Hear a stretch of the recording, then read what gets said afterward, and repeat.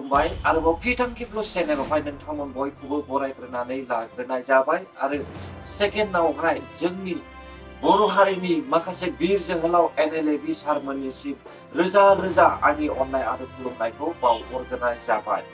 मानो होनोब्ला बिथांमोननि नैथि गायसनथाय जथुम्माया मैयानि समावहाय 12/9/2022 आवहाय बिथांमोना जथुम्माखौहाय खुंफुंनानैहाय होलांनो हाबाय। स' रायजोफोर, yesterday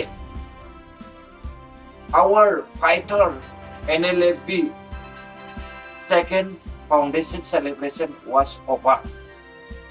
अब्ला रायजोफोर, जोङो बिथांमोननि माखासे स्पिचखौहाय जों नायनानै लानानै फै। बिसोरो बे स्पिचआवहाय मा फोरमायदों नोंसोरो गावसिनि खोमाजोंनो खोनासंनानै लादो। अब्ला रायजो राजा नोंथांमोन, let us start the video. आंना बेनो थोबाय होननानै जुदि जों सानोबा जों जेबो मोनै मानसिया जोंनि बे इयुननि बर'फोरखौ जोङो माने खैफोदाव खोलैना गालांनाय जागोन। बेखायनो आं खावलायो जोङो ज' जानि। नांनांगौआ बारानिफ्राय बारासिनसो जागोन। दिनै इउक्रेन आरो रासियानि खोथा। इउक्रेनखौ 2014आव रासियाया बिथांमोननि क्राइमियाखौ सेबाय। थिग बेबायदिनो दिनै एसेनि उनाव एसे सेदों। थिग बिदिनो जोंनि जायगाखौबो दिनै एसेनिफ्राय एसे सेनानै जों गाबोन बे आसामनि बे ब्रह्मपुत्रनि साहा हिमालयनि सेरफां ओनसोलाव हायेनाव थानाय बर'फ्रा गोमोरलांगोन नामा? दिनै बे बाथ्राखौ साननानै इउक्रेननि रायजो राजाफ्रा 16 बोसोरनिफ्राय आइजोफ्रा 45 बोसोर बैसोसिम सिलाय हमनानै दिनै नांदों। मानो? गावनि गावनि हारिमुखौ दिनै अननानै गावखौ बासायनो दिनै बिथांमोना नांदों। पृथिबीनि देरसिन रासिया दिनै बिथांमोननो मानो हानांगौ? 20 कौटिल' जनसंख्या, 22-20 कौटिल' जनसंख्यानो बिथांमोननो दिनै मा 1,90,00,000निबो बारा बर्ग किल'मिटार, जेरावनाखि इन्डियाया 8था जायो। इन्डिया बायदि 8थाजोंसो रासिया दिनै बिथांमोना नांदों, सेग्लाबदों। दा बेखायनो जोंबो दिनै थांना थानो थाखाय जोङो गसंदिनो। नङाबा जोंनि जि अबस्था, जोङो फैबाय थानाय 50 बोसोरनि उनाव जोंनि बे जेनेरेसना थागोन ना थाला, बेखौ जों सानदो रायजोफोर। आरो जों हानायसिम सांग्रां जा, गावजों गाव अनलायनानै जों बोरै इनिमिनिखौ जोङो फेजेननो हायो। जोंनि मोननांगौ जों भारत सरकारनावल' नङा, बाहेरायाव थांनानैबो जों बिनांगोन। जेब्ला आं रामदयाल मुन्डा झारखन्ड लाबोग्रा बिथांखौ आङो लोगो मोनदोंमोन। बिथाङा दायो थैबाय। बिथांखौ आं सोंदोंमोन, आच्छा सार, नोंथांमोना बोरै झारखन्ड मोनखो? सावथालफ्राबो बिराद स्किटार। मोनथाम स्टेटखौ एसे दाननानै बोरै झारखन्ड मोनखो? माबोरै? जोङो थाखानाय जोंनि बर' हाखौनो जों दाननानैसो गारबोजोबबाय। थेवबो जों दिनै भारत सरकारा मोनसे स्टेट एबा बर'आ थांना थानो हानाय भारत संबिधाननि सिङाव मोनसे एरेन्जमेन्टखौ मानो होआसै होननानै आं सोंदोंमोन। बिथाङा बुंबाय, जोंनि इन्टारनेसनेल लेभेलाव जोङो बिराद मिथिंगा नांदों आरो जों थिग बेबायदिनो जोंनि गेजेराव जों खौसेथियैनो भारत सरकारनि गेजेराव थांनानै जों गोबां जों खामानि मावनांगोन। बे बाथ्राखौ बिथाङा बे खारनाव जोङो भारत सरकारा मोनथाम स्टेटनिफ्राय एसे दाननानै जोङो मोनसे झारखन्ड स्टेट 35,000 स्कुवेर किल'मिटारखौ बिथांमोना जोंनो होदों। बेबायदि होनना बुंनायाव आं बिथांनि बाथ्राखौ गोबां सानदों। थारैनो जों बर'फ्रा भारत सरकारजों जोङो गोबां खेब गोबां बार सावरायनायनि उनावबो जोंखौ जुदि दिल्लीया अनाबा जोंबो बुंनांगोन।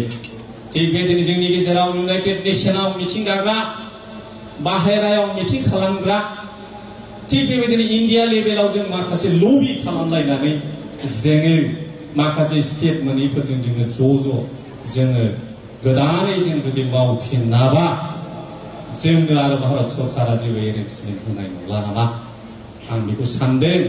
आरो थिग बिदिनो दानख'ना जोंखौ दिनै डिभाइडेड हाउस फिसा फिसा जोंखौ खालामजोब्बाय।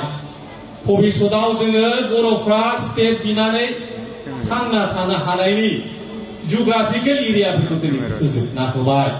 आरो जिबायदि बिथां हिमन्त बिश्व शर्मा मानगोनां बिथां जोंखौ जिबायदि डिजाइनजों हारि हिसाबै फोजोबनो बिथाङा सानबाय बेयो खोब अयनाय जादों। जोंहा असमिया ससाइटिजों खुनु इउनिटि गैया, जेबो सुत्रधा भाग गैया। जोंहा जोंनि जि मोन्थाय जोंनि मोन्थायखौ लानानै जों जि एरियाखौ जोंनो मोनगोन जोंनो हो। जों असमिया ससाइटिजों खुनु नांलाया, जों गुबुन ससाइटिफोरजों जोंहा नांलायनो गोनां गैया। खारन बेयो गासिबो जोंनि हा। जों दिनै रिट्रिट, जों दिनै फावसयदों, जोंनि हाफोरखौ हगारना जों दिनै भुटान बर्डार मोनहैबाय। भुटान बर्डार आरो अरुणाचल बर्डारा जुदि साहा दंबावोमोनबा जों बेखौबो गारना थांगौमोन रायजोखौ। नाथाय गैला, जों बहा थांबावनो दा? ना जोंनि बिथाखौ हगारनांगौ ना गारनानै थांनांगौ? जों बहा थांबावनो? जोंहाथ' जेनेरेसन दं, गथ' गथाय दं, जाथि दं, हारि हिसाबै जोंहा जारिमिनारि मोन्थाय दं। जों बहा थांगोन रायजोखौ? बेखायनो जों सांग्रां जादों। जोंनि गेजेराव गोबां समाव नांलाय खमलाय जों ज' जानो होननानै जों एनडिएफबिआ बुंदोंमोन। एकर्डनि उनाव दिनै जोंनि एनडिएफबिनि दैदेनगिरि बिथां मानगोनां गबिन्द बसुमतारी बिथाङा जोंखौ ज' जायासै। बरंस रन्जन दैमारिमोनखौ जेलाव थांफिननायनि बेबस्था बोरै जाखो जों मिथिला। जोङो बुंदोंमोन एकर्डनि उनाव जों एनडिएफबिफ्रा ज' जादिनो, जिहेतु जों एकर्डखौ बायध'ताजों जाबाय। जोंनि एनडिएफबिनि मेमरेन्डाम अफ सेटेलमेन्ट जोङो government of India Assam ministry of होम एफेयार्सआव जों होनो मोनासै। एनडिएफबिखौ साफा दाफा दोनबाय। सावरायग्रामोननि बिबाथामोननि ग्रुपखौथ' डाइरेक्ट लाबोदों। मेमरेन्डाम बिथांमोना साननोबो जेबो टाइम मोनासै। बेबायदियै जोंनि एकर्डखौ खालामना होबाय। जिहेतु फै जोङो ज' थांनि आरो जों बर'नि जि राजनितिक हान्जा बिथांमोनखौ जोङो ज' खालामनानै जों एसे एनडिएफबिआ मोननैसो लानानै जोङो मोजां मावलांनो होननानै जों मोनसे डिसिसन लागोन। खिन्थु बे डिसिसनखौ बिथांमोना बा जोंनि गबिन्द बसुमतारी बिथाङा कपारेसन खालामैयाव दिनै जोंनि अबस्था। होमबा जों बोरै बे एनडिएफबिनि बे 2020नि एग्रिमेन्टखौ जों बोरै फाइनाल एन्ड कमप्रिहेन्सिभ बोरै बुंनो? बेनो जोबथा, बेनिफ्राय गैलिया, बेनो थोबाय, बेनिफ्राय जेबो मावनांला होननाय बे बोरै जानो? गुवाहाटीआव 2020नि जानुवारिनि 30 तारिखआव जेब्ला आर्मस ले डाउन, बे समाव भारतनि हारिनि बिफा महात्मा गान्धीखौ गावथारनायनि दिन। बेखायनो जों शान्तिनि थाखाय एनडिएफबिखौ जबरदस्ति हुथुमलाबायनानै सारेन्डार खालामोबा एनडिएफबि साब्रैया बहा थांखो? गंसेबो स्पिच बुंनो मोना बबा। दिनै एनडिएफबिनि दैदेनगिरिफ्रा इसेबां जाम्बा नङामोन। थिग बेबायदिनो क'क्राझाराव बेबायदिनो मोनसे प्रग्राम लालायबाय। बेयावबो एनडिएफबिनि दैदेनगिरिफ्रा रावबो फंसेबो रायजो राजानो फंसेबो खोथा बुंनो मोनासै। जोंहासो दाय दंमोन ना एनडिएफबिआ। रायजो राजानि न'खरनि बिमा बिफानि गथ' गथायखौ लांनानै जों गावथारहोदोंमोन। सोरनिबा गथ' गथायखौ जों बुथारहोदोंमोन, सोरनिबा बिमा बिफाखौ जों बुथारहोदोंमोन। जोंनि मावनायाव बर'नि गोबां सोरबा गुबुन गुबुन आफादनियाबो जोंनि आखायाव थैनो गोनां जादोंमोन। जोंनि मिसआन्डारस्टेन्डिंआव जों दिनै बेखौ रायजोनो बुंनाङामोन होनबा? जों दिनै रायजोनाव निमाहा बिनाङामोन होनबा? दिनै जोंखौ बेबायदि बबा खालामना दोननायाव निस्सय दिनैनि एनडिएफबिआ जोनोम जादोंदां। आं बेखौ सानदों रायजोखौ। ओंखायनो नोंथांमोना गिनो नाङा। जों आवगायनि जोंनि थांखिखौ जों सहैयो।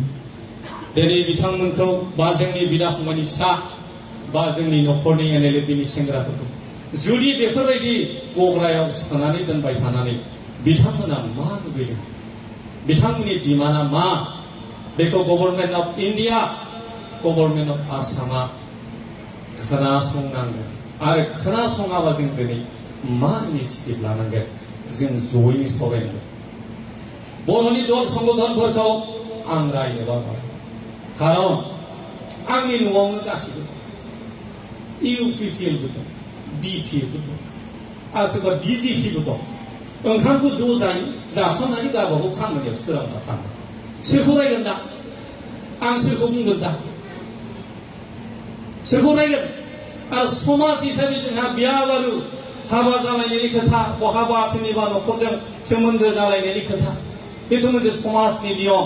दिनै बेफोर गासिबो बन्सित जालांजोब्बाय। बेखायनो जोङो बा आङो दिनै एक्स एनडिपि हिसाबै नोंथांमोनजों बेयाव फैनानै जि मोनसे आंनो एमएलए बिया मोनसे स्कप होबाय, रायजो राजाजों सावरायनो आं बिराद धन्यबाद।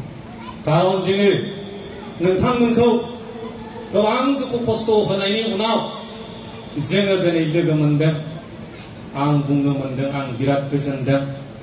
जोङो फैबाय थानाय समफ्राव जोङो ज' ज'यै थांगोन।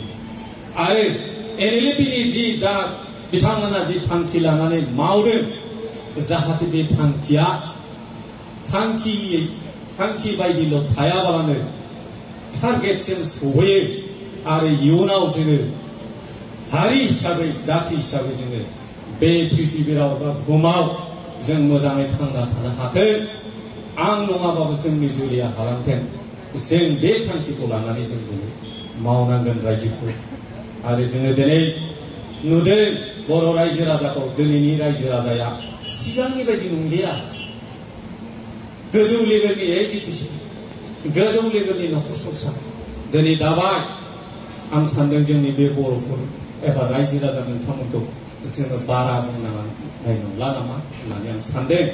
आरो दिनैनि बायदि जिबायदि ज' आंनि अनजाथाव रायजो राजा नोंथांमोनखौ जोंजों बेवहाय नुजानानै खोब गोजोननाय मोनदों। आरो जोंनि जि नांनो गोनां बे दावहा जोबाखै, आं बेखौ दिनै सानदों। दिनै एनएलएपिनि फ्लेग, एनडिपिनि फ्लेगजों जेबो डिफारेन्स गैया। आं दहाय नायदों बिथांमोननि मथ', लेट आस डाइ फर बर' नेशन बाट लेट नट बर' नेशन डाइ फर आस। फै जों बर' माहारिनि थाखाय थैनि, बर' माहारिया जोंनि थाखाय दा थैथों। बेबायदि आं दिनै मथ' मोननानै आं सानदों निस्सय एनएलएपिया, एनडिपिया डिसबेन्ड जानायनि उनाव बै डिसबेन्ड जानाय एनडिपियानो दिनै जोनोम जाफिनदों नामा, जोनोम जाफिनबाय होननानै आं सानदों रायजोफोर। बेखायनो दिनैनि बे एनएलएपिनि जि नैथि जोनोम सानाव नोंथांमोना गाव गावनि मैल'बान खामानिखौ गारनानै जोंजों बेवहाय मिथिं खोनासंबाय। आरो जोंनि साननाय हनायखौ जों ज' एखे ओंखाम संग्रायावनो जों जालायनानै साननो मोनबाय।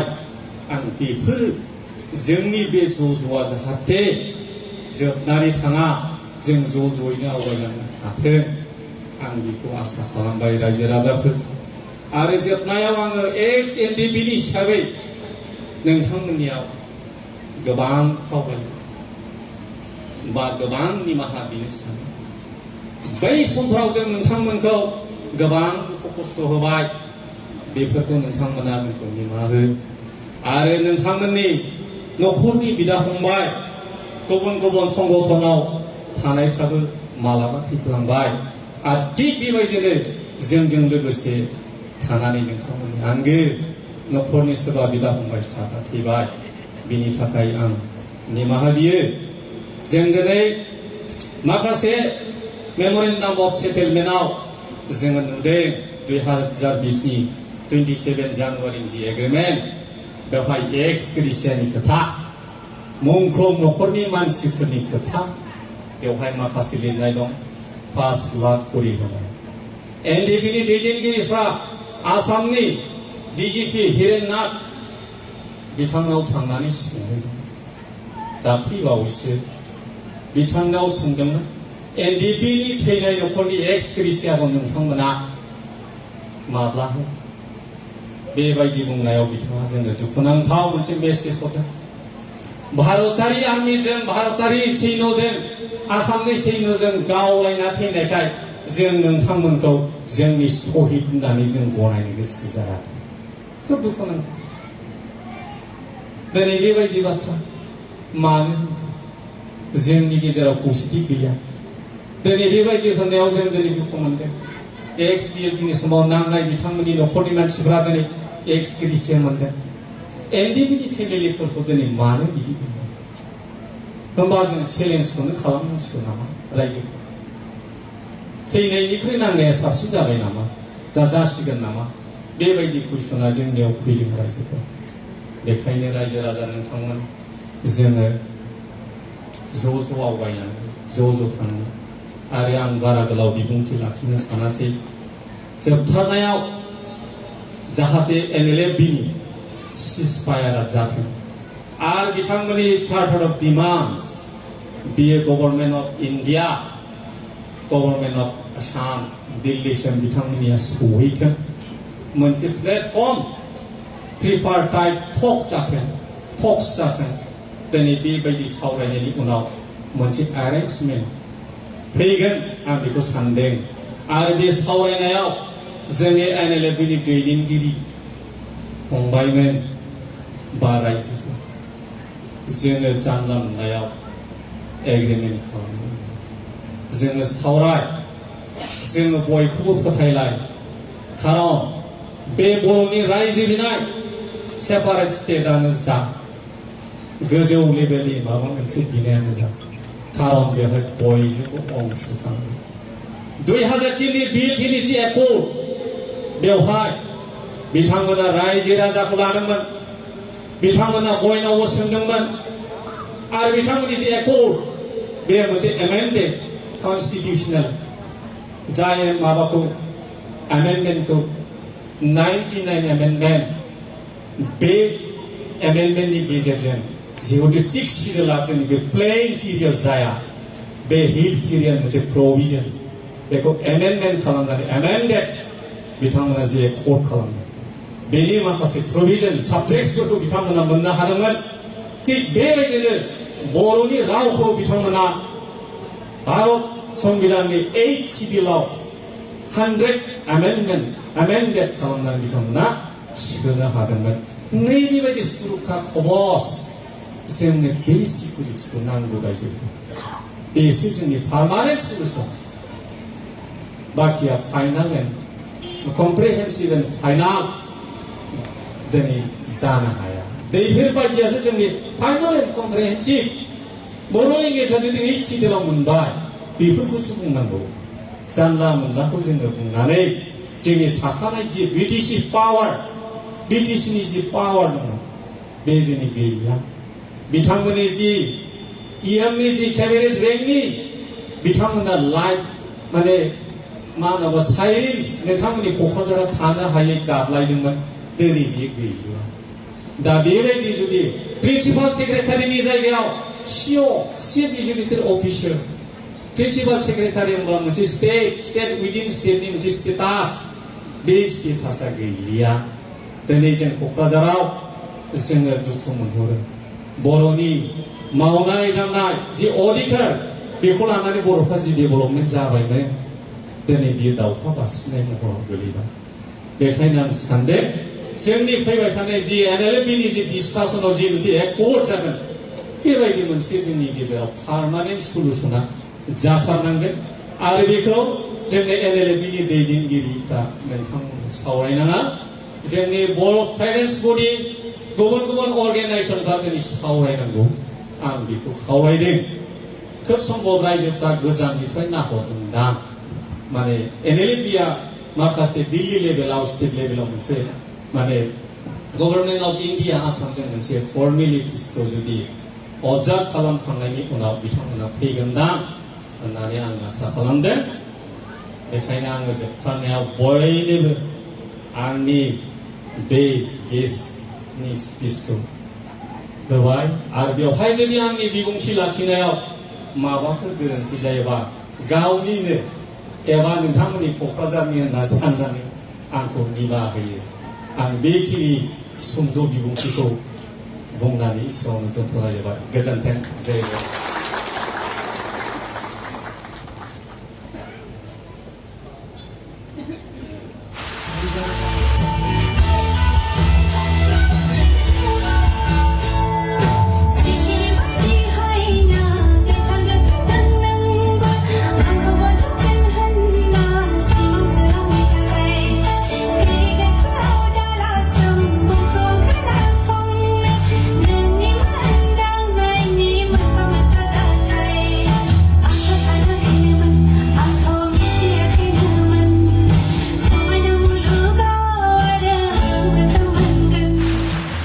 अब्ला लोगोफोर जों भिडिअखौहाय मिथिनो मोनबाय भिडिअनि गेजेरजोंहाय बुजिबाय NLAB सारमोना मा बुंदों आं आसा खालामो आपकामिं समावहाय नेक्स्ट कामिं डेयावहाय जोंनि NLAB सारमोनानो बर' हारिनि रायजो राजाफोरनि गांनाय उखैनाय गाबनाय मिनिनायखौहाय मेगननि मोदैखौहाय हुगारनानै होगोन होननानै आसा खालामदों थारैनो जोङो नैबे बिटिआर एकर्डनि गेजेरजोंहाय रावबो सेटिसफाइ नङा बेयो थारैनो सैथो रायजोफोर so how can we say that BTR Accord is the final and comprehensive because we are not getting this still we are demand so we need to fight again with our government of India मानो होनोब्ला जोङो दासिमबो जोंनि डिमान्डखौ मोननो हायाखै माखासे मानसिफोरा दिनै जेलावसो दङ रायजो जों बै जेलनि मानसिफोरखौबो बख'नो नाजानांगौ दिनै जोंनि NLAB सारमोनाबो बुंबाय स्पिचआवहाय जोङो खौसे जानांगौ नाथाय खौसे जानांगौ होननाया गोदोनिफ्रायनो खोनाबोगासिनो दङ खौसे जानांगौ खौसे जानांगौ खौसे जानांगौ खौसे जानांगौ नाथाय दासिमबो खौसे जानो रोङा गिदिर गोलावा जुदि खौसे जानो रोङाब्ला बिजौआ माबोरै खौसे जानो रोङो रायजोफोर दिनै जोङो बेखौसो नुनो मोनदों सोरबाया UPPL सोरबाया BPF सोरबाया BJP सोरबाया कंग्रेस बेखौसो जों नुनो मोनदों रायजोफोर so अब्ला how can we get out जों माब्रै ज' जानो हानो रायजो राजा नोंथांमोन दिनै आङो बे भिडिअखौहाय नोंथांमोननि थाखाय लानानै फैबाय नोंथांमोननि थाखाय बे भिडिअनि गेजेरजोंहाय माखासे गेरेन्टिफोर जाबायब्ला निमाहा होगोन होननानै आं आसा खालामो मानोना आंहाबो दुखु दङ सासे बर' बिमानि गोरबोआवहाय जोनोम मोननाय हिसाबै बर' हारिखौ लानानै आंहाबो माखासे सेन्टिमेन्टआव दङ रायजोफोर बेनिखायनो आं दिनैहाय माखासे भिडिअनि गेजेरजोंहाय नोंथांमोननो आंनि गोसोनि साननायफोरखौहाय फोरमायनानै होनाय जादों रायजोफोर स' रायजो राजा नोंथांमोन आंनिफ्राय मोनसे फिसा रिक्वेस्ट आं बे भिडिअखौ बेयावनो फोजोबनाय जासिगोन रायजोफोर जुदि नोंसोरो भिडिअखौहाय मोजां मोनदोंब्ला हाजासे शेयार खालामनानै हो जेन' भिडिअआ गासैबो सुबुंनि सिगाङावनो